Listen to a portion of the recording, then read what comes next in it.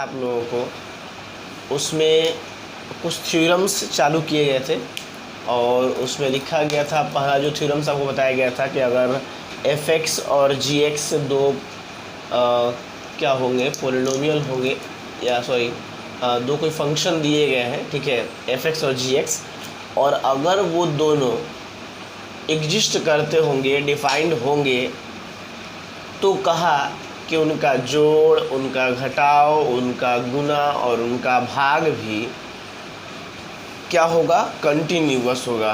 पहला जो आपको बताया गया था उसमें 3-4 आपको दिखाए गए थे कल प्रूफ के साथ कि अगर कोई भी दो फंक्शंस अलग अलग यदि वो कंटिन्यूअस है तो उन दोनों का जोड़, घटाव, गुना, भाग और स्केलर से किसी अंक से गुना करना, ये सारे भी कंटिन्यूअस होंगे। उसी में और कुछ कुछ जैसे प्रॉपर्टीज ही टाइप का है, ठीक है, जो आपको बताया गया है कि और कौन कौन से कंटिन्यूअस होंगे।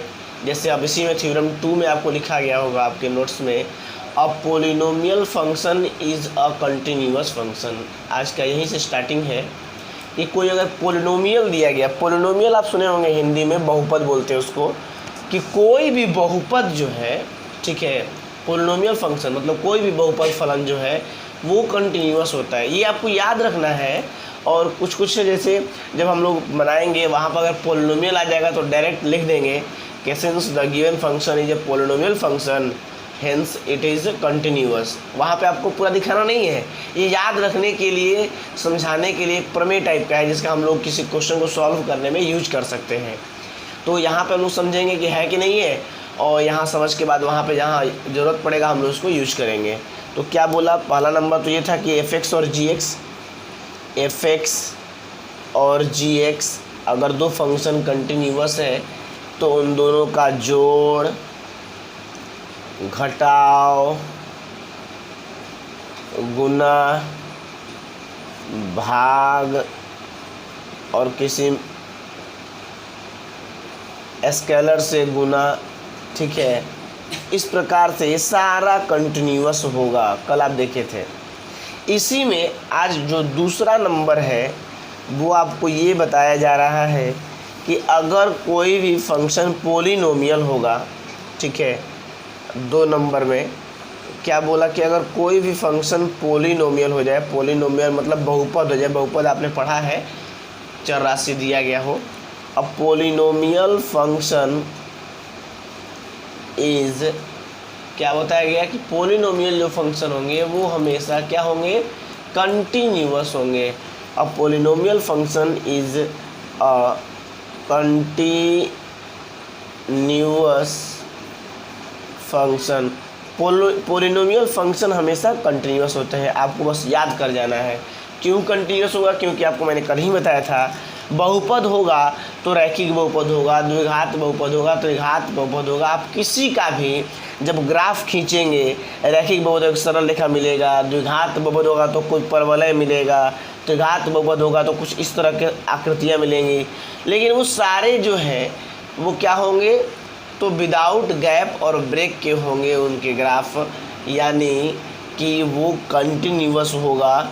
इसीलिए आपको जो है कि नहीं लिख भी दिया है और प्रूफ के साथ भी दिखा रहा है। आप इसको प्रूफ के रूप में कैसे दिखा रहा है उसको देखिए जरा, अगर दिया है तो जरूर जानेंगे हम लोग। तो प्रूफ में दिखा गया है कि मान लीजिए कोई बहुपद है, ठीक है, अब कोई बहुपद है तो बहुपद का जो जनरल फॉर्म होता है आपको दिखाया गया। आप तो जो है कि नहीं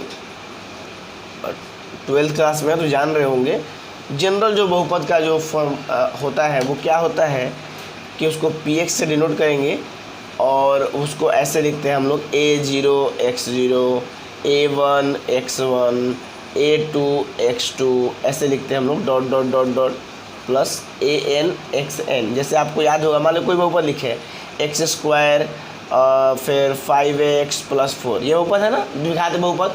अब आप यहाँ पे देखेंगे या तो पावर 2 वाला, पावर 1 वाला, बिना पावर वाला या 0 पावर वाला, या तो घटते क्रम में या बढ़ते क्रम में 0 पावर वाला, 1 पावर वाला, 2 पावर वाला, 3 पावर वाला, dot dot dot n power वाला। और उन सब के आगे कुछ ना कुछ गुणांक होते हैं। उसी को हम A1 B1 C1 ऐसे बोलते हैं। तो जितना पावर रहा है उतना ही वाला नंबर डाल देते ताकि याद रहे। जैसे 0 पावर तो 0 वाला, तो 0 से स्टार्ट होगा A0 A1 A2 A3 dot dot dot ऐसे, ठीक है। तो ये बहुपद दिखाने का एक तरीका है। अच्छा जी, अब चाहें तो इसी को हम लिख सकते हैं यहाँ पे नीचे एक लाइन एक्सटेंड करके। x0 है, इसका मतलब किसी विचर राशि का पावर अगर 0 हो जाए तो उसका वैल्यू क्या हो जाता है, 1 होता है। तो लिखिए या ना लिखिए कोई फ़र्क नहीं पड़ेगा। तो A0 रहेगा A1 x पावर 1 लिखे ना लिखे कोई फ़र्क नहीं पड़ेगा, A2 x square dot dot dot plus AN xn। उसी चीज़ को थोड़ा सा हम लोग और छोटा कर दिए। ये एक पोलिनोमियल फंक्शन है, हम लोग मान लिए।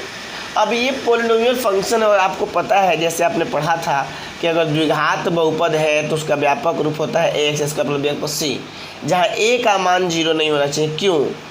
क्योंकि अगर द्विघात बहुपद में दो घात वाले का गुणांक ही 0 हो जाएगा तो दो घात वाला ही समाप्त हो जाएगा। तो इसलिए दो घात वाला समाप्त हो जाएगा तो उसका नाम रैखिक बहुपद हो जाएगा।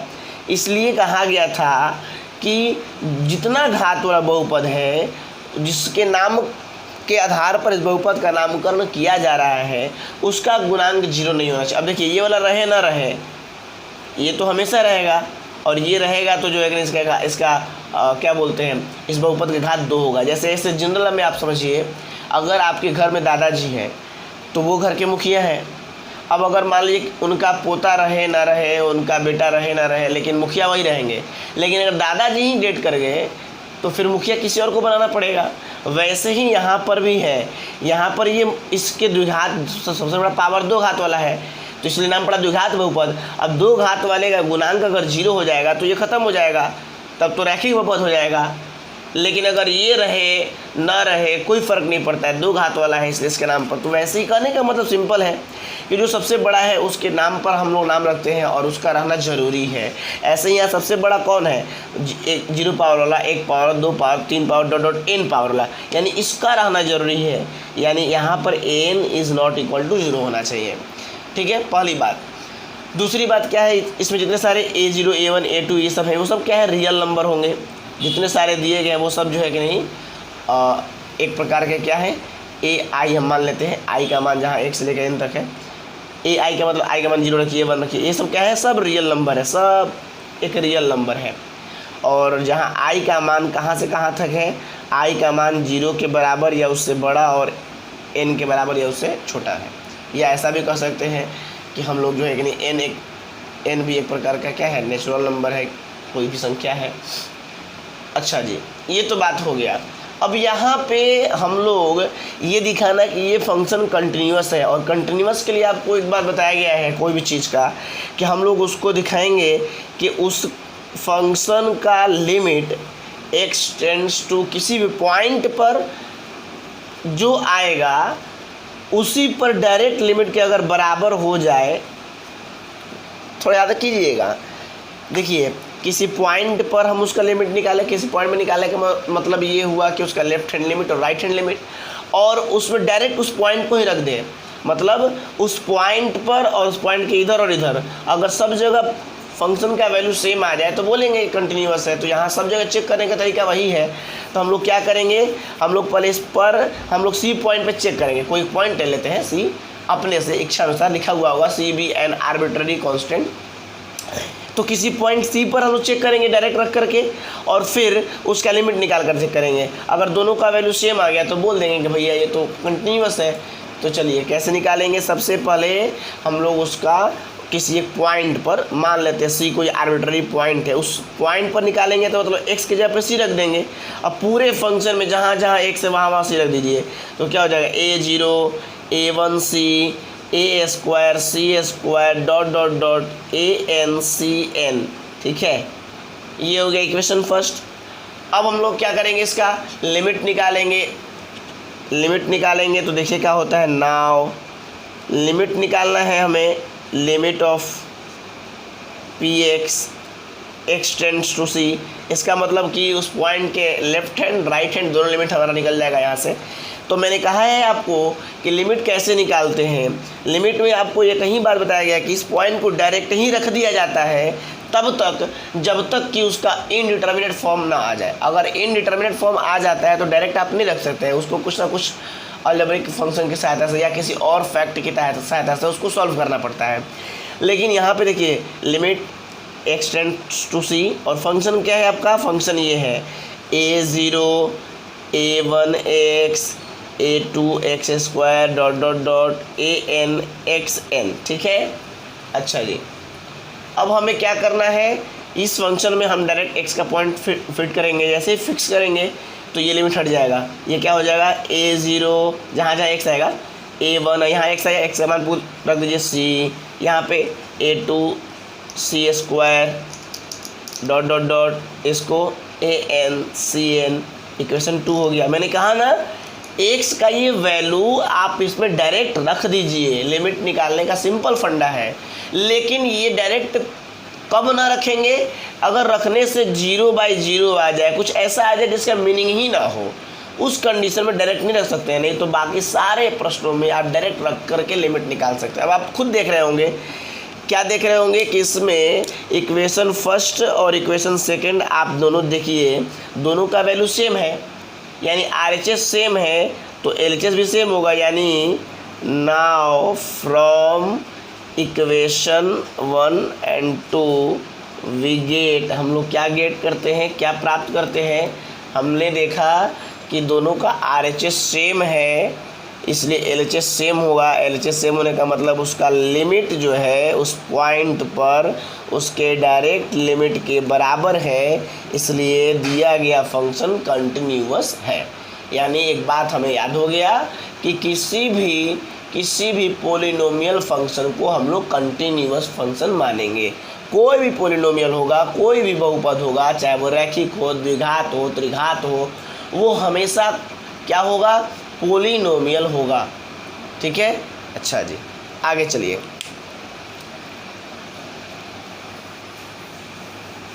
अब देखिए मैंने अभी एक बात कहा कि पोलिनोमियल में रैखिक बहुपद होगा, द्विघात बहुपद होगा, त्रिघात बहुपद होगा, इसी में एक अचर बहुपद भी होता है। मैंने आपको 10th क्लास में पढ़ाया है।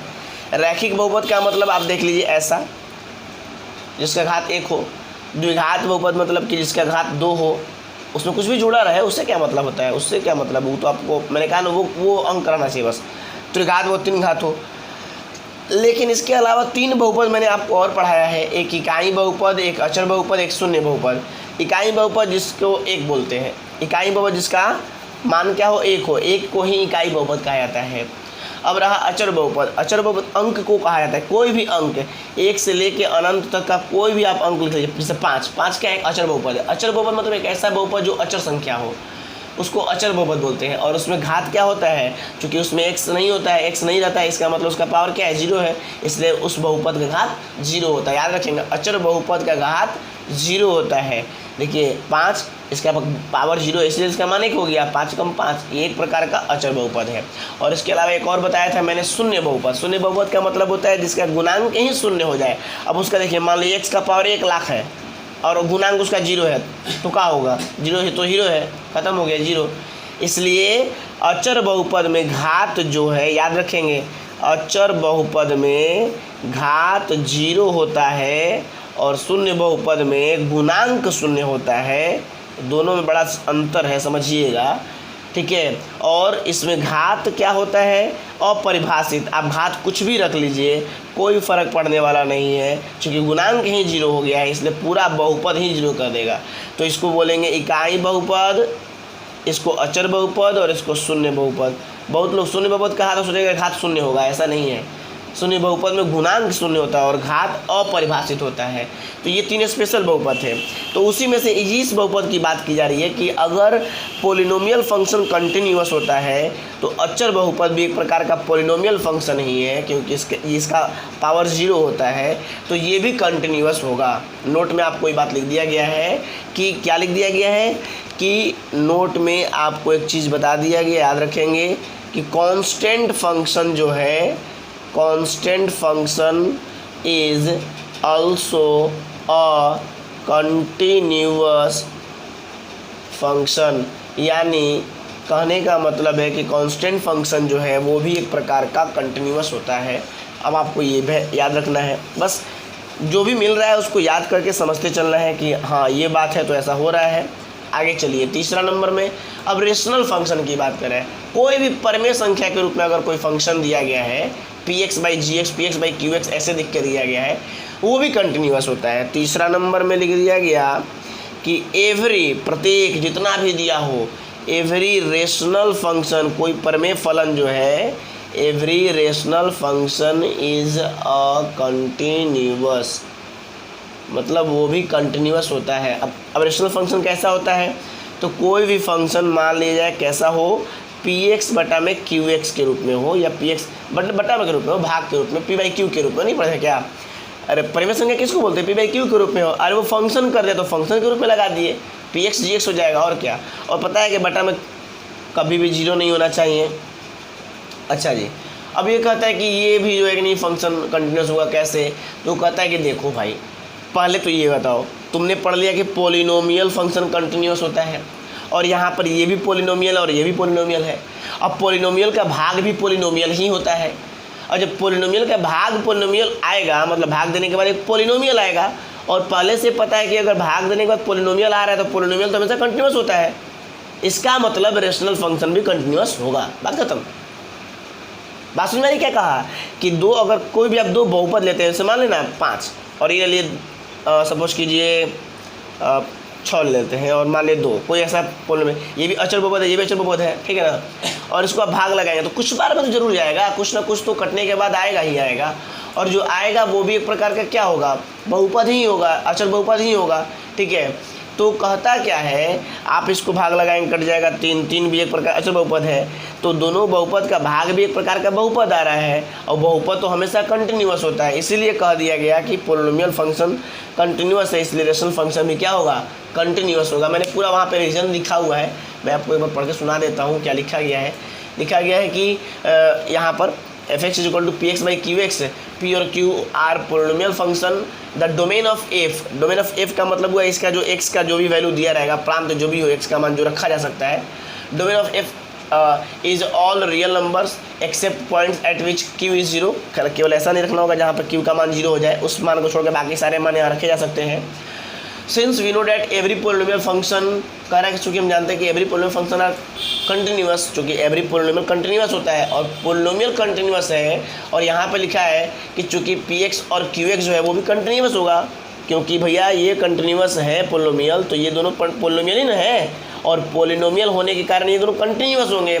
अब लिखा है कि चूँकि ये दोनों कंटिन्यूअस है तो इनका भाग भी कंटिन्यूअस होगा, इसीलिए fx एक क्या होगा, कंटिन्यूअस फंक्शन होगा। अर्थात बात स्पष्ट है, दो बहुपद का भाग एक बहुपद होता है, और दो बहुपद फंक्शन हमेशा कंटिन्यूअस होने के कारण उनका जो भाग बहुपद आएगा वो भी कंटिन्यूअस होगा, और इसलिए हमें समझ में आ गया कि रेशनल फंक्शन हमेशा ही कंटिन्यूअस होता है, ठीक है। अच्छा जी, एक चीज़ और, ये देखिए, ये चीज़ जो जितने सारे फंक्शन आप देख रहे हैं ना, ये सारे फंक्शंस आपको 11th क्लास में फंक्शन के बारे में पढ़ना था, पोलिनोमियल फंक्शन, रेशनल फंक्शन।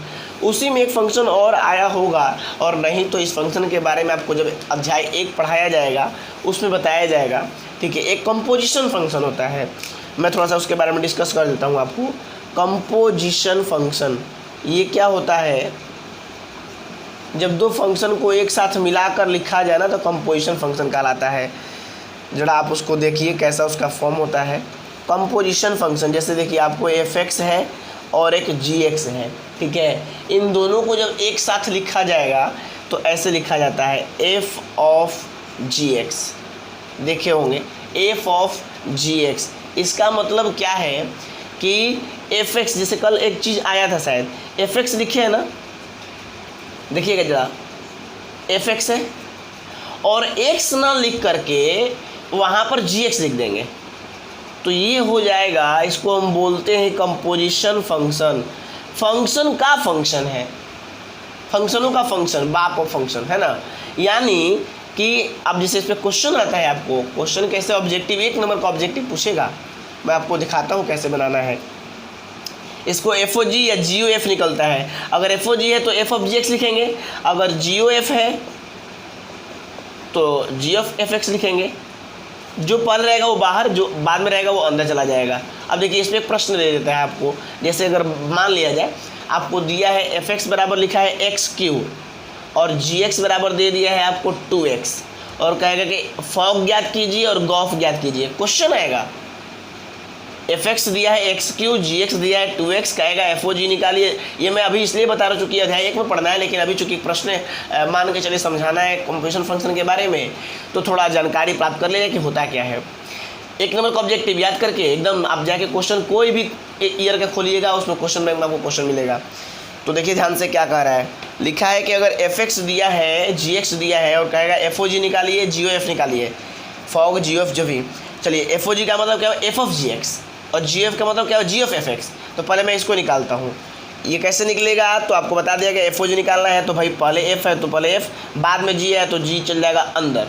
अब इसका मतलब क्या हुआ कि पहले एफ तो एफ रहेगा, पहले जी एक्स का वैल्यू रखिए। अब जी एक्स का मान क्या है आपका 2x रख दिए। अब चलिए अब ये एफ एक्स हो गया, अब एफ एक्स क्या कहता है एक्स क्यू, एक्स क्यू का मतलब अगर एक्स था तो उसका क्यू किए। अब यहाँ 2x है तो 2x क्या क्यों करेंगे, अरे आप फंक्शन में कैसे वैल्यू रखते थे, अगर px दिया है मान लीजिए x + 4 और आपको निकालना है pc, तो आप जहाँ जहाँ x वहाँ c रखते थे ना जी, c के x जगह पे c तो c + 4 हो जाएगा। वैसे ही यहाँ पर फंक्शन आपको दिया गया, यहाँ पर x था तो सब जगह x लिखे थे। अब क्या लिखना है, यहाँ पर x नहीं, यहाँ 2x है तो जहाँ जहाँ x है वहाँ 2x लिखेंगे, और q है तो क्यूब अपना रहेगा। और इस प्रकार से मान क्या होगा, 2 का क्यू 8, x का क्यू x क्यू, निकल गया आंसर। फिर से सुनिए, अगर जी एफ निकालना हो तो कैसे निकालेंगे, जी ऑफ एफ एक्स निकलेगा। अब जी एफ एक्स का मतलब क्या, जी अपना जी रहेगा, एफ एक्स का पहले वैल्यू रखेंगे, एफ एक्स का वैल्यू क्या है एक्स क्यू रख दिए। अब देखिए जी एक्स हो गया, और जी एक्स क्या कहता है कि 2x के रूप में होगा, मतलब यहाँ x है तो यहाँ x है, यहाँ पर x के जगह पे क्या लिख दिया है एक्स क्यू, जहाँ x है वहाँ पर क्या लिखेंगे एक्स क्यू लिखेंगे, यानी 2x क्यू। देख लीजिए इस प्रकार से आप एफ ओ जी और जी एफ निकालेंगे, और 1 नंबर का ऑब्जेक्टिव यही प्रश्न आएगा, यही प्रश्न समझ लीजिए ध्यान से। इसलिए ध्यानपूर्वक जो कहा जा रहा है उसको समझिए।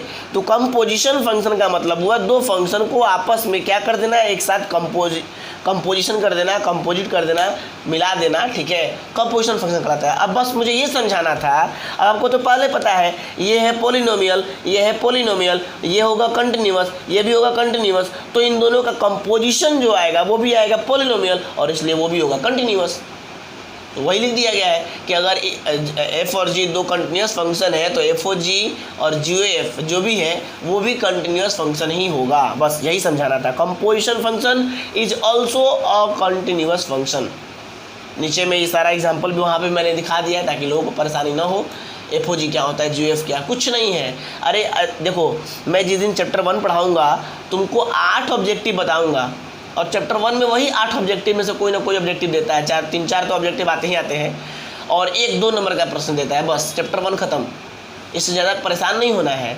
समय कम होगा तो हम लोग जल्दीबाजी वाला भी काम कर लेंगे, समय है इसलिए पूरा आराम से पढ़ रहे हैं लोग, ठीक है। लेकिन आप बस जितना कहा जा रहा है उतना ध्यान रखें। और फिर से मैंने कल भी कहा था और आज भी देखो, आज मैंने जब कह दिया कि आप सब लोग ज्वाइन करके पढ़ें, फिर आपको क्या परेशानी है। देखिए शिवम गायब है, पता है कि भाई परेशानी होगी ही होगी, आप नहीं समझ रहे हैं, ये सब बेसिक्स है। आप अब तुरंत जो 1 नंबर जब डिफरेंशियल में पहुंच जाएंगे तो आप क्या कर पाएंगे उसके बाद, कुछ नहीं, बस आपको रटना पड़ेगा, समझना नहीं पड़ेगा उतना।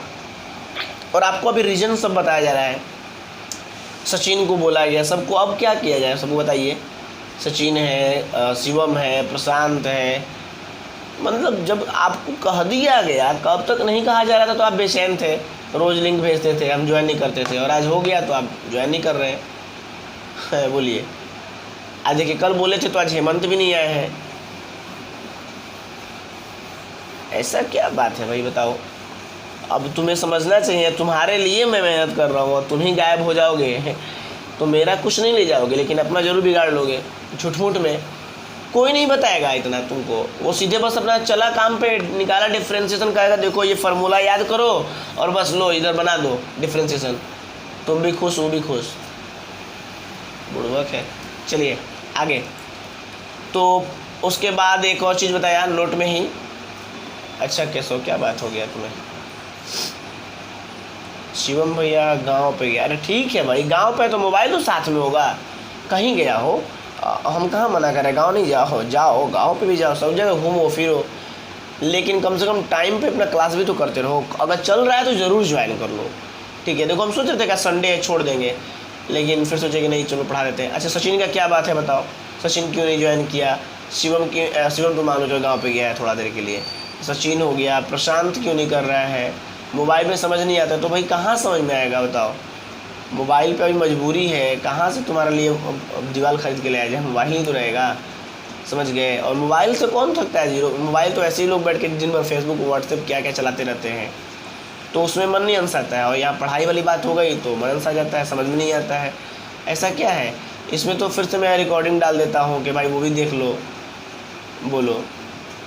उसके बाद इतनी सुविधाएं और फिर आप उसके बाद उसका फ़ायदा ना उठाए तो क्या मूर्खता है। तो ध्यान रखिए हमेशा। और एक बात और फिर से आप लोग जुड़ा, सबको कंसल्ट करके सबसे एक दूसरे से कह दीजिए कि भाई क्यों ज्वाइन नहीं कर रहे हो लोग, क्या परेशानी है, बोलो। हाँ मैंने बस आपकी सुविधा, देखिए हेमंत आ गए हैं, मैंने बस सुविधा के लिए कह दिया कि भाई देखो मैं नहीं कह रहा हूँ, लेकिन तुम्हारा क्या फ़र्ज़ बनता है, जैसे ही लगे कि भाई मेरे पास पैसे आ गए हैं, सर को देना चाहिए तो दे देंगे। अब मान लीजिए देखिए 4,000 रुपये जमा करना है, बहुत सारे लोग अभी 2,000 रुपये दिए हैं, बहुत सारे लोग का शायद 1,000 रुपये ही है, बोलिए तो 2,000 या 3,000 देना है कि नहीं है। अगर मान लीजिए देखिए ईमानदारी कब कहा जाएगा, जब उसके 500 रुपये आ गए, सोचेगा नहीं चलो 500 रुपये ही दे देते हैं, सर को लगेगा कि नहीं हम जागरूक हैं, समझ रहे हो, ये बात होता है। जैसे ही फिर 500 का फिर दे देगा वो, नहीं तो फिर वो एक टाइम रखेगा, उसके अनुसार जो है कि उसको पूरा अनुसार पहले जरूर कोशिश करेगा कि नहीं सर को दे, जब वो हम मेरे लिए इतना कर रहे हैं तो हमें भी ज़रूरत है उनका फ़र्ज़ निभाए, ऐसा है ना। ये देखो ये सहानुभूति की बात है। अब एकदम ये कि चलो सर तो बोल ही दिया, छोड़ो ना, क्या देना है, देंगे ना बाद में, पास उस कर जाएगा तो देंगे आराम से, ठीक है, हम उसके बाद भी नहीं बोलेंगे। लेकिन वो किसके लिए, जो मजबूर इंसान है, जिसके पास जैसे ही आ जाए। अब चूँकि सब मार्केट खुल रहे हैं, सब लोग खुल रहा है, सब लोग इकन करते हैं। और तीसरा देखिए अभी बताइए, अभी 1 नंबर का ऑब्जेक्टिव का काम हो गया ना, अब क्वेश्चन बैंक निकालेगा तो अब तो आपको FO GGF के बारे में कुछ सोचना नहीं है। मैंने कहा कि 2 फंक्शन को कंप्लीट किया गया है, बस जो आएगा आगे उसी को निकाल देना है। एग्जाम्पल दिखा दिया, फिर आपका इसको रिकॉर्डिंग डालेंगे, फिर से आप उसको देखिएगा। देखिए रिकॉर्डिंग को जब मैं डालता हूँ ना तो आप एक काम कीजिए, उसको थोड़ा उसका स्पीड बढ़ा करके जल्दी से देख लीजिए, ताकि एक बार रिकॉल हो जाएगा मैंने क्या क्या बातें कही थी, वो सारी बातें एक बार रिकॉल हो जाने के बाद आप दिमाग में हमेशा के लिए बैठ जाएगा। फिर आप क्वेश्चन बनाएंगे और तुरंत ही स्टार्ट होगा भाई। अभी देखो बस डिफरेंशियबिलिटी आ गया, खत्म, कंटिन्यूअस। अभी एक लास्ट नोट बताएंगे, डिफरेंशियबिलिटी आएगा। वो भी डिफरेंशियबिलिटी कहाँ का बता रहे हैं आपको पता नहीं है, वो डिफरेंशियबिलिटी हम 11th क्लास का बता रहे हैं आपको। मैं ऐसा नहीं कि जो 11th क्लास में, चूँकि मैं जब पढ़ाता था तो भी उस समय भी कुछ लोगों का कैलकुलस नहीं पढ़ पाए थे लोग, हम लोग टाइमिंग नहीं था उतना, क्योंकि 11th क्लास में लोग लेट से आते हैं, समय कम होता है, फरवरी में 12th ही स्टार्ट हो जाता है। लेकिन मैं धोखाबाजी नहीं किया, मैं उन चीज़ों को यहाँ से रिलेट करके, ताकि अगर वो पढ़ा है या ना पढ़ा है सारी चीज़। अब लिमिट मुझे यहाँ नहीं पढ़ाना था, मुझे पढ़ा दिया गया। डिफरेंशियबिलिटी नहीं पढ़ानी है, लेकिन मैं पढ़ाऊँगा बिना डिफरेंशियबिलिटी के। वो डिफरेंशिएशन क्या होता है वो क्या जानेगा, डेरिवेटिव क्या होता है क्या जानेगा। और जब डिफरेंशिएशन बताएंगे तो डिफरेंशियबिलिटी बताना पड़ेगा मेरा, इसीलिए मुझे पता था कि मुझे क्या क्या करना है, ठीक है। तो इसलिए मैंने वहाँ पर ज़्यादा परेशान नहीं हुआ। चलिए तो जल्दी से देख लिया जाए। तो नोट में एक अंतिम नोट है, लिखा गया है कि देखिए क्या क्या आपने पढ़ा। फंक्शन 2 अगर कंटिन्यूअस है तो उसका एडिशन, सब्ट्रैक्शन, मल्टीप्लिकेशन, डिवाइड सब कंटिन्यूअस होगा। पोलिनोमियल फंक्शन कंटिन्यूअस होंगे, पोलिनोमियल कंटिन्यूअस होता है इसलिए रेशनल फंक्शन भी कंटिन्यूअस होंगे, रेशनल कंटिन्यूअस होगा। उसके बाद आपको दिखाया गया कि रेशनल के बाद जो है कि नहीं कौन था, कांस्टेंट फंक्शन जो है वो भी कंटिन्यूअस होगा। उसके बाद कांस्टेंट फंक्शन के बाद आपको दिखाया गया कि कंपोजिशन फंक्शन जो है वो भी कंटिन्यूअस होगा। ये सारा कुछ जो है कि नहीं एक एक करके आपको दिखाया गया कि कैसे कैसे क्या हो रहा है, ठीक है। इसके बाद अब एक चीज़ लास्ट है कि कोई अगर इन्वर्स ट्रिग्नोमेट्रिक फंक्शन है, मतलब बंद कर दीजिएगा जरा। ट्रिग्नोमेट्रिक फंक्शन जो है ITF जिसको हम लोग बोलते थे, जो एक्सरसाइज 2 में आपने पढ़ा था चैप्टर 2 में, तो वहाँ पे बताया गया और यहाँ समझ लेना है कि कोई भी इन्वर्स ट्रिग्नोमेट्रिक फंक्शन होगा, जैसे sign inverse x, cos inverse x, tan inverse x, ये सारे जो है कि नहीं कंटिन्यूअस फंक्शन होते हैं अपने डोमेन में, ठीक है। ये सारे क्या होते हैं, कंटिन्यूअस होते हैं। ये भी अगर कहीं दिख गया तो आपको चेक नहीं करना है, डायरेक्ट लिख देना है कि ये सारे कंटिन्यूअस फंक्शन है, ठीक है। आगे। वैसे भी आपको पता है कि साइन का फंक्शन का ऐसे ऐसे चलता है, ग्राफ अगर आप देखेंगे तो ऐसे ऐसे चलता है, ठीक है, वो कहीं ब्रेक नहीं करता है। और फिर इसी प्रकार से अगर कॉस का है तो कॉस का ऐसे चलता है, यहाँ से स्टार्ट होता है, वो भी बिना ब्रेक के, ठीक है। तो इस प्रकार से अगर आपने इनवर्स ट्रिग्नोमेट्रिक फंक्शन का अध्याय 2 में आपके पास दिया गया नोट्स, उसमें देखिएगा ग्राफ बनाया गया है साइन का, कॉस का। तो ये साइन का है, साइन 0 का 0 होता है ना जी, अब कॉस 90 का 0 होता है, ठीक है। तो इस प्रकार से ये ग्राफ है और ये दोनों ही देख रहे हैं बिना ब्रेक के चल रहे हैं, कंटिन्यूअस है, ठीक है। इसी प्रकार से tan भी कंटिन्यूस है, लेकिन अपने डोमेन में होना चाहिए, थोड़ा सा ध्यान रखेंगे उनका जो लिमिट है कहाँ से कहाँ तक। जैसे साइन और कॉस का बताया गया था -π/2 से π/2 तक, आप देखे होंगे डोमेन के बारे में बात कर रहे हैं तो, ठीक है। इसका होता है 0 से π तक, -π/2 से π/2 तक होता है। और एक चीज़ यहीं पे लिखता है कि वो कभी भी 90 नहीं हो, ठीक है, ऐसे 0 नहीं हो, ऐसे लिखा गया होगा, आप देखे होंगे। तो इस प्रकार से जो है कि नहीं बताया गया था आपको। तो इन्वर्स हमेशा जो है कि नहीं कंटिन्यूअस होते हैं अपने डोमेन में, ये ध्यान रखना है। चलिए जी, अब हम लोगों का स्टार्ट होता है डिफरेंशिएबिलिटी, अवकलनीयता, और इसी में अवकलन के बारे में हम लोग पढ़ेंगे, ठीक है। ये 11th क्लास का ही बेसिक्स है, जिसको हम लोग समझने के बाद ही आगे बढ़ेंगे विदाउट घबराहट। देखिए, डिफरेंशिएबिलिटी,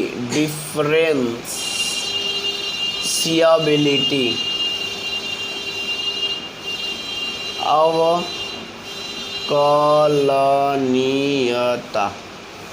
देखिए, एक चीज़ मेरे दिमाग में भी एक बात आ रहा है कहने के लिए, मैं वो कह देता हूँ। आपने 2 चीज़ सुनिएगा, अब तो पढ़ना ही आपको है, एक डिफरेंशिएशन और एक इंटीग्रेशन, ठीक है। इंटीग्रेशन, इन दोनों में ना इसको हम बोलते हैं अवकलन और इसको बोलते हैं समाकलन। देखिए, बस एक बेसिक डिफरेंस समझा रहे हैं, बाकी हम अपना बात करेंगे। ये क्या होता है, अवकलन में हम एक किसी भी चीज़ को, कोई बड़ा चीज़ है, ठीक है, ध्यान से आ जाइए लोग, समझिए। डिफरेंशिएशन में हम किसी भी बड़े चीज़ को छोटे छोटे रूप में तोड़ने का प्रयास करते हैं, और इंटीग्रेशन में क्या है कि छोटे छोटे चीज़ों को समेशन करने का काम करते हैं और एक बड़ा चीज़ बनाने का प्रयास करते हैं। बस आप समझ रहे होंगे, अवकलन में बड़ा चीज़ को तोड़ना और इंटीग्रेशन में छोटे छोटे चीज़ों को जोड़ना, इसमें तोड़ना और इसमें जोड़ना, यही है इंटीग्रेशन और यही है डिफरेंशिएशन, बस और कुछ नहीं है।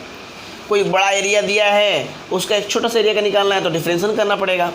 एक छोटा एरिया दिया है और उसके साथ पूरा एरिया का निकालना हो तो उसको क्या करना होगा, उसको इंटीग्रेशन करना होगा, इसको डिफरेंशिएशन करना होगा। समझ रहे हैं, बड़ा चीज़ दिया है उससे छोटा निकालना है तो डिफरेंशिएशन, और छोटा चीज़ दिया है उसको मिला करके बड़ा बना देना है तो इंटीग्रेशन। यही है डिफरेंशिएशन, यही है इंटीग्रेशन, एक लाइन में आप समझ लीजिए। समझ गए, इसको ब्रेक करना, तोड़ना, छोटे भाग का निकालना, इसको जोड़ना या बड़ा भाग का निकालना, ठीक है। अच्छा जी, अब आते हैं अपने जगह पे। थोड़ा एक बात थी, ये फिजिक्स की दुनिया में ऐसे ही लोग समझाते हैं, बताते हैं आगे, अब भूलना नहीं है ये सब चीज़। तो डिफरेंशिएबिलिटी क्या होता है, अवकलनीयता क्या होता है, तो लिखा हुआ है कि द फंक्शन, कोई फंक्शन आपको दिया गया है f(x) is differentiable at a point p if IFF है, इफ देयर क्या लिखा है, if this exist a unique tangent at point p। देखिए, कुछ नहीं कह रहा है, कोई भी फंक्शन किसी भी पॉइंट पर डिफरेंशिएबल तभी होगा, यानी किसी भी फंक्शन का अवकलन तभी ज्ञात किया जा सकता है यदि उस पॉइंट पर एक अद्वितीय टेंजेंट खींचा जा सके। अब टेंजेंट क्या होता है, इसीलिए मैं जब 10th क्लास में पढ़ाता था तो एक हिंदी में भी लिखता था और अंग्रेजी में लिख देता था। टेंजेंट का मतलब स्पर्श रेखा होता है। अगर किसी फंक्शन के किसी पॉइंट पर एक स्पर्श रेखा, अद्वितीय स्पर्श रेखा खींचा जा सके तो समझ जाइए कि उसका डिफरेंशिएशन फाइंड किया जा सकता है। बस सिंपल बात है। क्या बोला गया कि अगर किसी भी फंक्शन के किसी पॉइंट पर एक अद्वितीय डिफरेंस क्या बोलते हैं टेंजेंट खींचा जा सके, तो इसका मतलब उस पॉइंट पर वो डिफरेंशिएबल है। आप किसी भी फंक्शन का मान लीजिए आलेख खींचे हुए हैं, कोई तो एक पॉइंट होगा, उस पर हम क्या खींच सकते हैं, टेंजेंट खींच सकते हैं, इस पर टेंजेंट खींच सकते हैं, इस पर टेंजेंट खींच सकते हैं। कोई भी पॉइंट पर अगर टेंजेंट खींचा जा सके तो उस पॉइंट पर डिफरेंशिएबल होगा, ये याद रखना है। सिंपल बात है। हम देखेंगे सारी एक चीज़ें, अभी सिर्फ इसको समझिए कि अगर किसी पॉइंट पर उसका टेंजेंट खींचा जा सके, यूनिक टेंजेंट, अद्वितीय स्पर्शरेखा, तो हम कहेंगे कि उस पॉइंट पर वो फंक्शन डिफरेंशिएबल है। ठीक है, आगे अब थोड़ा आगे दिखाता है कि f be a real function and there is a point c. मान लेता है कि एफ कोई फंक्शन है, रियल फंक्शन है एफ एक्स, ठीक है, और कोई पॉइंट सी है, अपने से एक पॉइंट मान लिया, ठीक है, पॉइंट एक आर्बिट्रेरी ले लिया, कोई सी पॉइंट है आपका, और कहता है कि उसके अगर उस पॉइंट पर ये फंक्शन डेरिवेटिव है यानी डिफरेंशिएबल है, तो उसका डेरिवेटिव कितना होगा, कैसे निकालेंगे, तो डायरेक्ट लिखता है कि उसको निकालने का तरीका है, आपको दिखाया जाएगा कहाँ से आया ये, कि आप पहले तो डिफरेंशिएबल को ऐसे दिखाएंगे, एक डैश लग गया मतलब एक बार डिफरेंशिएशन, याद रखेंगे, 2 बार लग जाएगा डबल डिफरेंशिएशन, 3 बार ट्रिपल डिफरेंशिएशन, आपको डबल डिफरेंशिएशन तक पढ़ना है। ठीक है, ये डैश देखिए ऐसे था आपका एफ एक्स, अब उसमें आप उस पॉइंट पे सी पे निकाल रहे हैं और उसका क्या कर रहे हैं, डिफरेंशिएशन कर रहे हैं। तो कहता है कि अगर कोई फंक्शन है, किसी पॉइंट पर उसका डिफरेंशिएशन निकालना संभव है, तो उसका डिफरेंशिएशन कितना होगा, इसको निकालने का तरीका है कि उस पॉइंट पर डिफरेंशिएबल किसके बराबर होगा, तो एक फंक्शन दिया है, आप उसका फंक्शन निकालिए और उसमें से उस पॉइंट पर जो वैल्यू है उसको हटाइए और नीचे में x माइनस सी कर दीजिए, जो आएगा वही उसका डिफरेंशिएशन होगा। बात समझिए बहुत आराम से। पहले फंक्शन आपको दिया रहेगा कुछ ना कुछ, उस फंक्शन को आप यहाँ रख दीजिए, जिस पॉइंट पर चेक करना है उस पॉइंट पर उसका वैल्यू क्या है उसको निकाल कर यहाँ रख दीजिए और फिर x में से उस पॉइंट को घटा दीजिए और उससे भाग लगा दीजिए। जैसे एक एग्जांपल आपको दिखाते हैं, मान लिया जाए एफ एक्स आपको दिया है एक्स स्क्वायर, सपोज कीजिए, और आपको मान लीजिए पॉइंट दे दिया कि हमको पॉइंट 2 पर चेक कीजिए, पॉइंट 2 पर मतलब c बराबर आपको 2 दे दिया। अब यहाँ वैल्यू पुट कीजिए तो उसका डिफरेंशिएशन क्या होगा, ये देखिए एफ डैश सी क्या होगा, एफ एक्स, तो एफ एक्स का वैल्यू क्या है एक्स स्क्वायर, एफ सी मतलब फंक्शन में c रख दीजिए, फंक्शन में जब आप c रखेंगे तो क्या आएगा, c मतलब 2, तो जब 2 रखेंगे तो फंक्शन का वैल्यू क्या आएगा, जब c के जगह 2 रखिएगा तो फंक्शन का वैल्यू 2 का स्क्वायर यानी 4, तो यहाँ हो जाएगा 4, नीचे क्या हो जाएगा x माइनस सी का माइनस 2। अब इसको भाग लगा दीजिए तो इसका क्या होगा जी, ए स्क्वायर माइनस बी स्क्वायर, ए प्लस बी और ए माइनस बी और नीचे है ए माइनस बी, ये कट जाएगा, यानी आंसर कितना आएगा x प्लस 2। ठीक है, यानी इसका डिफरेंशिएशन सी पॉइंट पर क्या होगा, x प्लस 2 होगा डिफरेंशिएशन निकल का हो। देखो ये x रहते x, सुन लो ये x बात x के स्क्वायर भइल ना, अब वह x के जगह पे क्या रखेगा बा, c रखेगा बा, आ c के मान 2 बा तो 2 के स्क्वायर करबो ना भैया। अरे ये तो 9th क्लास में तू लोग बहुपद दिल रहे और बहुपद में कहे कि x बराबर 2 पे मान का होई, 3 पे मान का होई, तो जहाँ x रह जाओ x का मान 2 रख लो, जहाँ 3 है 3 रख लो। ठीक, चलो जी, तो कहे के मतलब का बा भैया, बात समझ लो कि कहे के मतलब बा सिंपल बात के डिफरेंशिएशन यदि निकाले के बाद, तो निकाले के तरीका है फंक्शन के एगो फार्मूला दिले बता रहा है कि फार्मूला कहाँ से आयल हमनी के सब देखब जा तनिको।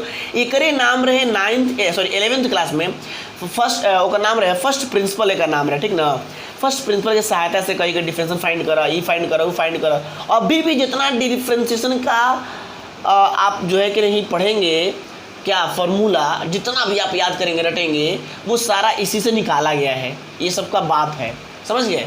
तो अभी सिंपल आप याद रखिए कि कोई भी रियल फंक्शन अगर दिया गया है और किसी पॉइंट पर वो डिफरेंशिएबल है तो उसका डिफरेंशिएशन यानी उसका डेरिवेटिव इतना होगा, इस फार्मूला से निकाल सकते हैं। ठीक है, आगे लिखा है प्रोवाइडेड दिस लिमिट एग्जिस्ट, हाँ ये अलग बात है, उसका लिमिट एग्जिस्ट करना चाहिए, left hand limit right hand limit सब बराबर होना चाहिए, ये सब बातें।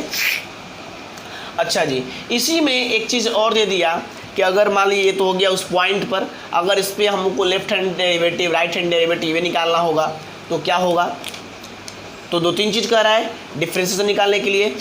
कि क्या क्या होगा। पहले तो जैसे आपने पढ़ा ना कि उस पॉइंट पर उसका लिमिट निकलता हो और उसका डायरेक्ट लिमिट निकलता हो, दोनों आपस में बराबर हो। वही बात यहाँ पे लिखा गया है कि अगर कोई भी फंक्शन किसी पॉइंट पर डेरिवेटिव है, डिफरेंशिएबल है, तो उसका जो है कि नहीं, जैसे आप लेफ्ट हैंड लिमिट निकाल देते हैं ऐसे आप लेफ्ट हैंड डेरिवेटिव निकलेगा। कैसे निकलेगा हम दिखा रहे हैं आपको। तो कहने का मतलब आप इतना समझ जाइए कि उस पॉइंट पर भी निकलना चाहिए, उसका लेफ्ट हैंड डेरिवेटिव, उसके राइट हैंड डेरिवेटिव वो भी निकलना चाहिए। तो देखिए लेफ्ट हैंड डेरिवेटिव जैसे LHL लिखते थे, लेफ्ट हैंड लिमिट, आज लिखेंगे लेफ्ट हैंड डेरिवेटिव। कुछ नहीं करना, लेफ्ट हैंड डेरिवेटिव का मतलब होता है कि उस पॉइंट के लेफ्ट में क्या होगा, और उस पॉइंट के लेफ्ट में निकालना है तो हम नेगेटिव लिखते थे ना, उस पॉइंट के पहले क्या होगा, fx fc और बटा में x माइनस सी। और देखिए जब हम लेफ्ट हैंड डेरिवेटिव निकालते हैं तो उसको लिखने का तरीका है, क्या तरीका है, c से माइनस है, c माइनस का मतलब c से पहले, अगर ये पॉइंट से तो c से कुछ छोटा होगा, जो भी मान रखेंगे उसी से छोटा वाला रखेंगे। छोटा होने का मतलब कुछ छोटा होगा, मतलब एकदम जस्ट बगल वाला पॉइंट, मतलब पॉइंट में उसका मान छोटा होगा। तो हम यहाँ पर कैसे लिखेंगे इसको समझिए थोड़ा ध्यान से। ये देखिए फॉर्मूला लिमिट, अब fx है तो fx रहेगा, लेकिन x जो है x के जगह पे क्या रखना होगा c, लेकिन c नहीं रखेंगे, c से छोटा रखने के लिए कर रहा है। तो c से छोटा रखने का मतलब क्या हुआ कि c से कुछ छोटा होगा, और जो छोटा होगा एकदम अत्यंत छोटा हम बताएंगे, उसको हम h से डिनोट करते हैं। कितना छोटा, इतना एकदम छोटा, h का मान एकदम लगेगा कि 0 ही है अब, ठीक है। और माइनस एफ सी x के जगह पे मान लो ये मान रखना है ना, तो जहाँ x होगा वहाँ रखेंगे, नीचे भी x है वहाँ रखेंगे c माइनस एच क्यों रख रहे हैं, यहाँ c माइनस लेस से c माइनस एच रख रहे हैं, c प्लस होता है तो c से कुछ बड़ा होगा इसलिए c प्लस एच लिखेंगे, जहाँ h का मान एकदम नगण्य है। ये तरीका माइनस है तो माइनस c। अब देखिए यहाँ पे समझना है कि c से छोटा था, कितना छोटा था, एकदम छोटा, मतलब मान लीजिए जैसे 2 है, इससे एकदम छोटा कौन होगा 1.999999। अब बताओ ये कितना छोटा है इससे, तो 0.0000001 छोटा है। और ये इसी चीज़ को हम क्या बोल रहे हैं, एकदम 0 के नज़दीक है, उसी चीज़ को हम h बोल रहे हैं।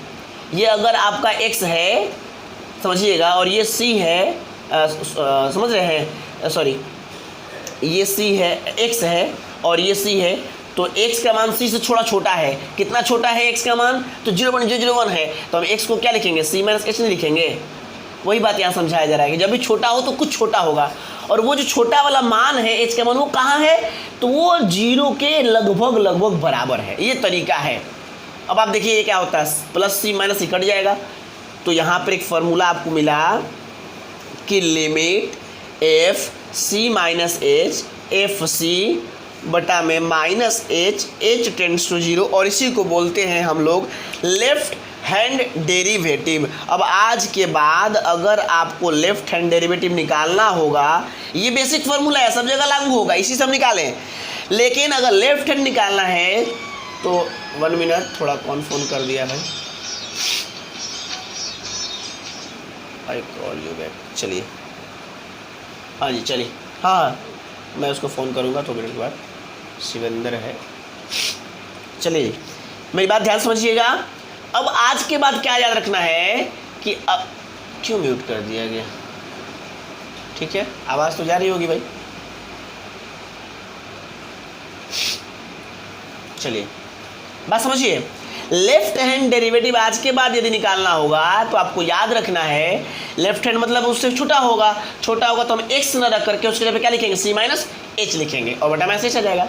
इसी प्रकार से अगर हम आपसे कहें कि राइट हैंड डेरिवेटिव क्या होगा, देखिए ऊपर हम निकालते हैं राइट हैंड डेरिवेटिव का मतलब क्या होगा, c प्लस, तो लिखेंगे limit x tends to c plus, और c प्लस लिखेंगे तो क्या होगा f x minus f c बटा में x माइनस सी। थोड़ा आप वैल्यू रखिए, देखिए रख के क्या होता है, तो आप x के जगह पे रखेंगे वैल्यू, c प्लस है तो c प्लस h रखेंगे, कुछ c से बड़ा है तो कितना बड़ा है, तो हम उसको मान लें वो h बड़ा है, और h बड़ा है तो h का मान 0 के बराबर है, f c plus h minus f c, और नीचे में x जगह पे c plus h minus c, फिर c क्या हो गया, कट गया। इस बार क्या आया वैल्यू, थोड़ा इसको देख लीजिए, यहाँ पे लिख देते हैं कि limit h tends to 0 f c plus h minus f c, कौन है भाई, चलिए हाँ जी, एफ सी और बटा में एच। अब देखिए थोड़ा सा आपको समझना है, थोड़ा सा लेफ्ट हैंड कहेगा तो पहले तो यहाँ पर ध्यान से, लेफ्ट हैंड कहेगा सी माइनस एच करेंगे और यहाँ माइनस एच होगा। राइट हैंड कहेगा तो सी प्लस एच करेंगे और यहाँ एच होगा, बस। और क्या, बाकी सब तो सेम है। और डायरेक्टली निकालना है तो बस एक्स रखेंगे। ये तीनों चीज़ आपको समझना है। और ये तीनों यदि बराबर हो जाए तो कहेंगे कि हाँ उस पॉइंट पर उसका डिफरेंशिएबल करना, उसको डिफरेंशिएट करना पॉसिबल है। समझ गए? यही है डिफरेंशिएबिलिटी, यही है डेरिवेटिव, यही है फर्स्ट उसका नाम था फर्स्ट प्रिंसिपल ऑफ डेरिवेटिव, ठीक है, या फर्स्ट प्रिंसिपल ऑफ डिफरेंशिएशन, प्रथम अवकलज नियम जिसको हम लोग बोलते थे, या प्रथम सिद्धांत, जो भी कह लीजिए। ये 11th क्लास की चीज़ है। 11th क्लास के अनुसार अगर कोई फंक्शन दिया है, उसको डिफरेंशिएट करना है या चेक करना है कि वो डिफरेंशिएशन होगा या नहीं होगा। डिफरेंशिएशन होगा तो निकल जाएगा डायरेक्ट, और चेक करना है तो ये और ये दोनों आपस में क्या होना चाहिए, उसका बराबर होना चाहिए। वो यानी सिंपल बात, जो कंटिन्यूअस होगा और डिफरेंशिएबल होगा। कंटिन्यूस आप चेक करते थे, left hand limit right hand limit बराबर होता तो वो कंटिन्यूस होता था, और कंटिन्यूस होगा जो कंटिन्यूस होगा डिफरेंशिएबल होगा। बात समझ रही है? तो ये बातें और भी आगे आएंगे सारी चीज़ें। चलिए नोट देखिए, अब नोट ये सब, ये फॉर्मूले याद कर लीजिएगा भाई, 2-3 बार लिख करके अपनी जगह पे, एक जगह जहाँ पढ़ते हैं वहाँ लिख के साट दीजिए। इसको याद रखना बेहद ज़रूरी है, ठीक है। आगे बहुत सारी चीज़ें अब तो अब आएंगी, आप देखिए ना क्या क्या होता है, सब सारी बातें होंगी यहाँ पे। चलिए जी थोड़ा सा देखते हैं हम लोग, और उसके बाद ही चलेंगे, कुछ हद तक हम लोग बढ़ जाते हैं आगे। अब देखिए एक चीज़ लिखा है नोट नंबर 1 में। नोट नंबर 1 में एक परिभाषा दिया गया है। क्या लिखा है? The rate of change of a quantity y with respect to another quantity x is called the derivative. कहता है कि अगर कोई एक x है और कोई एक y है, ठीक है, बात समझिएगा, दो आपको जो है कि नहीं क्वांटिटी दिया गया, x और एक y। कहता है कि the rate of change of a quantity y में जो चेंज होने का जो दर है क्वांटिटी में, with respect to another quantity x, मतलब किसी राशि x के सापेक्ष y में क्या चेंज होता है। मतलब देखिए, जैसे आपको अगर कोई फंक्शन लिख दिया जाए y बराबर 2x, तो अब x में अगर हम चेंज करेंगे, स्वाभाविक बात है y में चेंज होगा। और वही बात यहाँ कहता है कि x में चेंज करने पर y में चेंज का जो दर है, जो रेट है, किस रेट से चेंज करता है, उसी को हम लोग उसका डेरिवेटिव बोलते हैं, या उसी को हम लोग डिफरेंशियल कोएफिशिएंट भी बोलते हैं। जैसे इसको दिखाते कैसे, समझिए, अगर x में कुछ चेंज करेंगे तो y में चेंज होगा, तो लिखता है कि x नीचे हो जाएगा जिसमें चेंज कर रहे हैं, बात समझिए, और जो चेंज होगा ऊपर होगा। तो इसको लिखेंगे x में माइनर चेंज करने पर y में माइनस चेंज होता है, यानी x में कुछ चेंज करने पर अगर y में कुछ चेंज हो जाता है, ठीक है, y का मतलब y का फंक्शन है fx, है ना, यानी dx जो भी है, तो क्या हो जाएगा डी वाई के जब क्या लिख देंगे, कोई फंक्शन है तो उसको लिखेंगे ना fx, या कुछ भी कोई भी फंक्शन होगा तो उसको लिखना ही पड़ेगा। और बटा में क्या हो जाएगा dx, यानी फंक्शन x वाला है तो x में चेंज किया तो जरूरी है कि फंक्शन चेंज करेगा। तो x में चेंज करने पर फंक्शन में चेंज होने का जो रेट है उसी को बोलते हैं डेरिवेटिव, उसी को बोलते हैं डिफरेंशिएशन, उसी को हम लोग बोलते हैं अवकलज। बात समझ, उसी को dy बाई डी। अब तो आप देखेंगे बार बार जब dy बाई डी निकालिए, ये निकालिए, वो निकालिए, समझ रहे हैं इसको कितने तरीके से लिखा जाता है। अब देखिए एक बात और, इसी चीज़ को हम लोग dy बाई डी एक्स बोलेंगे, या फिर अगर y का डिफरेंस कर रहे हैं, एक बार कर रहे हैं इसलिए हम y डैश भी बोल सकते हैं, या y fx है इसलिए हम इसको जो है कि नहीं f डैश x भी बोल सकते हैं। इतने सारे तरीके हैं डिफरेंशिएशन को लिखने के, और भी अब आपको चीज़ दिखाया जाएगा, बताया जाएगा, ठीक है। चलिए जी, बात समझ में आ रही है? डिफरेंशिएशन कुछ नहीं है, किसी एक राशि के सापेक्ष दूसरी राशि में परिवर्तन होने का जो दर है उसी को हम लोग उसका डिफरेंशिएशन बोलते हैं, उसी को डेरिवेटिव बोलते हैं, उसी को डिफरेंशियल कोएफिशिएंट भी बोलते हैं, ठीक है। क्या पढ़ेंगे? Differential coefficient of y with respect to x। तो अनेकों नाम हैं इसके, जो भी आपको, और dy बाई डी एक्स तो अब आपको परिचय हो जाएगा, इतना परिचय हो जाएगा कि सिर्फ यही निकालना ही है। अच्छा, नोट नंबर 2 में क्या कहता है, थोड़ा एक चीज़ उसको भी देख लेंगे। अब कहता है कि अगर किसी पॉइंट पर आपको निकालना है, कहता है the derivative of f at point c is denoted by f dash c। अब अगर मान लीजिए कोई फंक्शन है आपका f डैश fx, और किसी पॉइंट c पर आपको निकालना है उसका डेरिवेटिव, तो आप पहले क्या करेंगे, उसको डिफरेंशिएट करेंगे। डिफरेंशिएट करेंगे तो मैंने कहा ना, डिफरेंशिएशन हमेशा कैसे दिखाना है, 2-3 तरीके हैं, या तो f डैश x निकालेंगे, f डैश x लिखेंगे, या उसको क्या लिखेंगे d बटा में dx fx, ऐसे लिखेंगे कि fx का डिफरेंस कर रहे हैं x के सापेक्ष, या ऐसा भी लिख सकते हैं हम लोग क्या लिखेंगे, अगर एफ एक्स हम वाई मान लें तो क्या लिखेंगे, d y by d x. तो ये लिखे, ये लिखे, ये लिखे, सब डिफरेंसेस को दिखा रहा है। अब ये बात कर रहे हैं कि किसी पॉइंट पर निकालना है, तो जिस पॉइंट पर निकालना है यानी एक्स के जगह पे पॉइंट को रख देना है। तो देखिए उसको कैसे लिखेंगे, अगर ये है तो इसको हम ऐसे लिख देंगे, एफ डैश एक्स जगह पे क्या रख देंगे, सी रख देंगे किसी पॉइंट पर निकालने के लिए।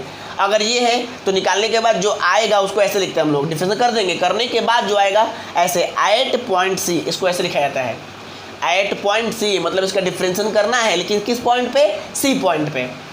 इसको कैसे लिखेंगे, इसी को भी ऐसे लिखेंगे एट पॉइंट सी, ये खड़ी पाई दे करके नीचे सी लिख देते हैं, ठीक है। या कोई ऐसे लिख देता है कि at x is equal to c, कोई ऐसे भी लिख देता है, कोई परेशानी नहीं है। मतलब इस चीज़ को हम लोग ऐसे ऐसे ऐसे दिखा सकते हैं, ठीक है। और नीचे में एक चीज़ लिख कर दिखा दिया कि then it is denoted by d y by d x लिखिए, d y by d x लिखिए, या वाई डैश लिखिए, या जो है कि नहीं वाई एक चीज़ और लिखा है वाई डैश लिखिए, या वाई नॉट भी लिखा है, वाई नॉट मतलब वाई जीरो, ठीक है। ये सारे चीज़ें डिफ्रेंशिएशन को ही दिखाया जाता है, सब चीज़ डिफ्रेंशिएशन को ही दिखाता है। ये किसी पॉइंट पे दिखाने के लिए, ये किसी बिना पॉइंट के, पॉइंट नहीं दिया तो सिर्फ डायरेक्ट जनरली दिखाते हैं। तो ये था डिफ्रेंशिएशन, आप इसका मीनिंग भी समझ गए। डिफ्रेंशिएशन कुछ नहीं है, किसी एक राशि के सापेक्ष दूसरे राशि में होने वाले परिवर्तन की दर को हम लोग क्या बोलते हैं, डिफरेंशिएशन बोलते हैं। एक चीज़ और आपको बताया गया, फंक्शन ऑफ डिफरेंशिएशन का मतलब क्या होता है, फंक्शन ऑफ डिफरेंशिएशन का मतलब होता है उसका क्या, कि उस पॉइंट पर टेंजेंट खींचा जा सकता है कि नहीं, ठीक है। और अब तो अब देखेंगे कि डिफरेंशिएशन होता क्या है, वास्तव में वो है क्या, इसको भी देख लेंगे थोड़ा सा। बस डिफरेंशिएशन का डिफरेंशिएशन देख करके हम लोग आज को छोड़ेंगे और ज्योमेट्रिकल मीनिंग हम लोग कल देखेंगे। कल ज्योमेट्रिकल मीनिंग देखने के बाद आपका जो आज फार्मूला आप पढ़े हैं वो चीज़ आप कल खुद निकालेंगे, और फिर हम लोग डिफरेंशिएशन का बहुत सारे जो डिफरेंशिएशन फार्मूले बहुत सारी चीज़ दी गई हैं उसको देखेंगे, और धीरे से हम लोग 5.2 में प्रवेश कर जाएंगे, ठीक है। चलिए जी, तो अभी डिफरेंशिएशन का मतलब क्या है, अभी तो डिफरेंशिएबिलिटी था, जिसके डिफरेंशिएबल है या नहीं ये चेक करने वाला है। अब डिफरेंशिएशन क्या है, डिफरेंशिएशन ठीक है, डिफरेंशिएशन हिंदी में अवकलन। अब जिसमें अवकलन नहीं आता होगी वही ना, उसी का अवकलन निकलेगा। तो लिखा है कि the process of finding the derivative of a function is called differentiation. मतलब अभी आपको लिख दिया गया कि डिफरेंशिएशन क्या है, एक प्रोसेस है। क्या, कैसा process, the process of finding the derivative. Derivative अभी आपको बताया कैसे निकालना है, एफ डैश सी वाला। तो किसी भी फंक्शन का डेरिवेटिव फाइंड करने का जो प्रोसेस है, ठीक है, derivative of a function is called, क्या called, is called differentiation, is called differentiation. मतलब बात स्पष्ट कह दिया गया कि भैया किसी भी फंक्शन का डेरिवेटिव फाइंड करने का जो प्रोसेस है उसी को डिफरेंशिएशन के नाम से जाना जाता है। नीचे में लिखा है पैराग्राफ चेंज करके, by saying differentiate f x with respect to x we mean find f dash x. अब आपको कहेगा कि दिए गए फंक्शन को एक्स के सापेक्ष डिफरेंशिएट कीजिए, ये कीजिए, 5.2 निकाल के देखिएगा, 5.3 निकाल के देखिएगा, यही लिखा हुआ है। क्या लिखा होगा, ऐसे लिखेगा कि डिफरेंशिएट, शॉर्ट में लिखना, डिफरेंशिएट को ऐसे लिखते हैं हम लोग, डिफरेंशिएट एफ एक्स, कोई फंक्शन है, इस फंक्शन को डिफरेंशिएट कीजिए किसके सापेक्ष, तो लिखेगा विथ, देखिए इसको शॉर्ट में लिखते हैं विथ रिस्पेक्ट टू, किसके सापेक्ष, एक्स के सापेक्ष। एक अब मतलब कि उस फंक्शन का डिफरेंशिएशन फाइंड कीजिए एक्स के सापेक्ष, इसी चीज़ को ऐसे लिखते हैं, इसी चीज़ को पढ़ते हैं ऐसे, differentiation of f x with respect to x. X के सापेक्ष एफ एक्स का डिफरेंशिएशन क्या होगा, अगर ये कहता है इसका मतलब यही है कि उसका डिफरेंशिएशन फाइंड कीजिए, यानी एफ डैश एक्स फाइंड कीजिए, यानी उसी को हम डिफरेंशिएशन बोलते हैं। तो डिफरेंशिएशन क्या है, फंक्शन का डेरिवेटिव फाइंड करने का जो प्रोसेस है उसी को डिफरेंशिएशन कहते हैं। उसको कैसे कहेगा परीक्षा में, क्वेश्चन में, तो वो आपको लिखा रहेगा कि किसी भी एफ एक्स को एक्स के सापेक्ष डिफरेंशिएट कीजिए, इसका मतलब डिफरेंशिएशन फाइंड कीजिए, बस। अब ज्योमेट्रिकल मीनिंग क्या है इसको हम लोग कल देखेंगे या अभी देख लें, देखते हैं क्या किया जाए, अभी देख ले क्या, देख ही लेते हैं, इसमें क्या परेशानी है, 5 मिनट और सही, वैसे भी टाइम तो है ही, आज संडे है, तो थोड़ा मैं देख लेता हूँ उसको भी, ठीक है। चलिए अब आ गए हैं तो थोड़ा सा ज्योमेट्रिकल मीनिंग समझ ही लेके क्या है डिफरेंशिएशन, क्योंकि वो फार्मूला भी आपको दिख जाएगा ना, जो अभी मैंने बताया था, left hand derivative, right hand derivative वाला, सब कुछ दिख जाएगा आपको। चलिए, तो हमें जानना थोड़ा इसका ज्योमेट्रिकल मीनिंग क्या होता है, मेट्रिकल मीनिंग, देख लीजिएगा हो रहा है ना, ज्योमेट्रिकल मीनिंग ऑफ डिफरेंशिएशन, ठीक है। ज्योमेट्रिकल मीनिंग ऑफ डिफरेंशिएशन क्या होता है, ज्यामितीय मतलब उसका क्या है, ज्यामितीय मान क्या है, मतलब क्या है, उसका अर्थ क्या होता है। तो लिखा है कि मान लिया जाए थोड़े देर के लिए कि y बराबर एफ एक्स, एक्स फंक्शन आपको दिया गया है, फंक्शन को हम y मानते हैं, ठीक है। y is equal to f x be a function then at point c which is in its domain, और मान लेते उसके डोमेन में कोई पॉइंट ले लेते हैं, c कोई पॉइंट लेते हैं, c बी अ पॉइंट, ठीक है, सी बी अ पॉइंट्स, ये कोई पॉइंट है इन इट्स डोमेन, उसके मान में ही रहेगा, ये नहीं कि उसके मान से बाहर हो, इन इट्स डोमेन उसके प्रांत में ही है, उसके रेंज में भी रहेगा, इन इट्स डोमेन, ठीक है। विच आगे लिखा है the following graph is explain the geometrical meaning of differentiation. अब एक ग्राफ दिखा रहा है, वो ग्राफ ही उसका जो है कि मीनिंग बताएगा डिफरेंशिएशन का क्या होता है। चलिए मैं आपके सामने एक ग्राफ ड्रॉ कराता हूँ, उसको आप देखिएगा, समझिएगा, फिर मेरे को बताइएगा, आपको समझ में आ जाएगा। चलिए मान लीजिए कि कोई ग्राफ है, थोड़ा सा बड़ा ग्राफ बनाना पड़ेगा क्योंकि समझना है, इधर साइड में ग्राफ खींचता हूँ आपको। ये देखिए आपका एक ग्राफ है, इस प्रकार सा कोई कर्व है, ठीक है, और मैंने कोई पॉइंट ले लिया, सपोज किया जाए ऐसे कोई पॉइंट है सी, ठीक है, कोई पॉइंट सी है आपका, और मुझे पता करना है कि भाई इसका मीनिंग क्या है, ज्योमेट्रिकल मीनिंग। तो पता है ना कि उस पॉइंट पर, उस पॉइंट के पहले, उस पॉइंट के बाद में, मतलब left hand derivative, right hand derivative और उस पॉइंट पर डायरेक्ट डेरिवेटिव, दोनों हम तीनों निकालेंगे, है ना। तो चलिए ये पॉइंट है सी, उसके पहले एक पॉइंट ले लेते हैं जिसका नाम है c माइनस एच, उससे थोड़ा सा छोटा, और उसके बाद का एक पॉइंट लेंगे जिसको बोलेंगे c प्लस एच, उसके बाद का एक बड़ा मान है ना, और ये एक्स एक्सिस है, ये आपका वाई एक्सिस है। अब जैसे कहने का मतलब y बराबर एफ एक्स है, थोड़ा समझिएगा, y बराबर अगर एफ एक्स है, ठीक है, अच्छी बात है, कोई बात नहीं। तो अगर एफ एक्स है और हम लोग अगर x के जगह पे c रखेंगे तो कोई ना कोई पॉइंट आएगा ना जी। तो अगर x का पॉइंट, x का मान c लेंगे तो y का मान क्या आएगा, एफ सी आएगा। और किसी भी पॉइंट का कोऑर्डिनेट क्या होता है, x, y के रूप में आपने पढ़ा है ना। तो अगर x के जगह पे c लेंगे, यानी x का मान c रखेंगे तो y का मान क्या होगा, एफ डैश सी होगा, सॉरी एफ सी होगा कि नहीं होगा। उस पॉइंट का कोऑर्डिनेट क्या आएगा, x का मान अगर c रखते हैं, x का मान इसमें c रखे, देखिए ना c रखिएगा तो y का मान क्या आएगा, एफ सी आएगा, एफ सी आएगा तो एफ सी रखेंगे, यानी इस पॉइंट का कोऑर्डिनेट होगा c एफ सी। यानी इस पॉइंट को अगर हम p मान लेते हैं, समझिएगा, तो इस पॉइंट का कोऑर्डिनेट क्या होगा, x का मान है c, और x का मान c रखने पर इसका y का मान आ रहा है एफ सी, तो रख देंगे एफ सी, ठीक है। अच्छा जी, अब अगर c माइनस एच रखेंगे तो c माइनस एच रखेंगे तो क्या होगा, फिर वही बात, अगर x का मान c माइनस एच रखते हैं तो y का मान क्या आएगा, यहाँ पे एफ सी माइनस एच आएगा, तो रख दीजिए यहाँ पे इस पॉइंट पर, ये पॉइंट हम a मान लेते हैं। इसका कोऑर्डिनेट क्या होगा, मैं यहाँ लिख देता हूँ, थोड़ा जगह नहीं है वहाँ पे, क्या होगा, ऐसे हो जाएगा c minus h comma f c minus h, ठीक है। अच्छा जी, इसी प्रकार से अगर c प्लस एच रखेंगे, मान लीजिए कोई पॉइंट होगा ना यहाँ पे c प्लस एच, थोड़ा सा नहीं दिख रहा है तो इसको इधर कर लीजिए, मैं इसके सामने ही रहेगा, वो हम वहाँ से बना रहे ना जी। तो ये देखिए पॉइंट से मिल रहा है। अब इस पॉइंट को हम b मान लेते हैं, तो अगर x का मान उसके लिए c प्लस एच है तो y का मान क्या होगा, c प्लस एच रखेंगे तो y का मान होगा एफ सी प्लस एच। हम मतलब बस पॉइंट के आधार पे उसका कोऑर्डिनेट निकाल रहे हैं अभी, बस और कुछ नहीं कर रहे हैं। तो c होगा c प्लस एच, तो ये हो जाएगा एफ सी प्लस एच, जगह नहीं है हम यहाँ पर लिख देते हैं, c प्लस एच अगर रखते हैं तो उसका y होगा c plus h, f c plus h, ठीक है। अब देखिए ये तीनों पॉइंट के कोऑर्डिनेट आपको मालूम है।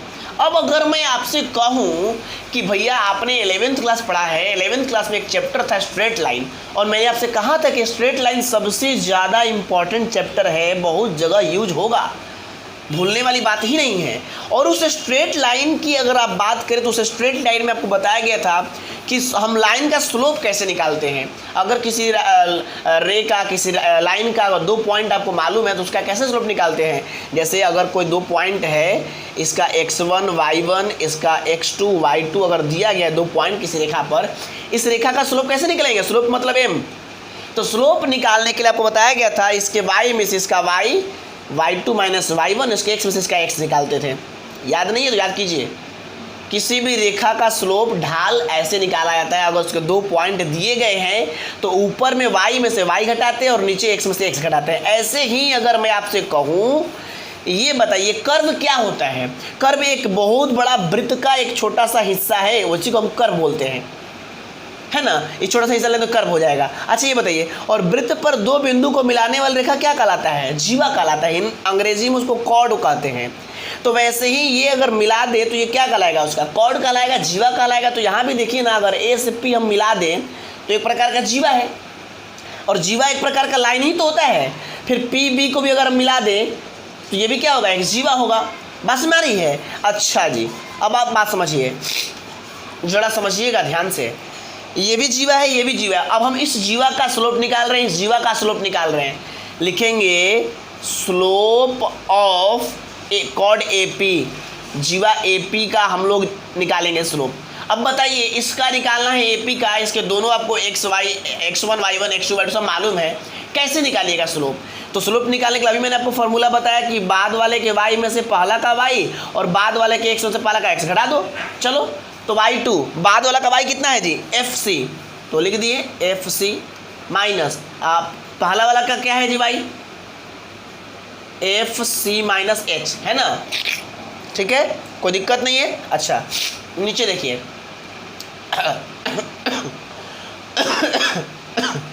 नीचे में क्या है जी, पहला वाला बाद वाला का x C और पहला वाला का x C माइनस H, है ना।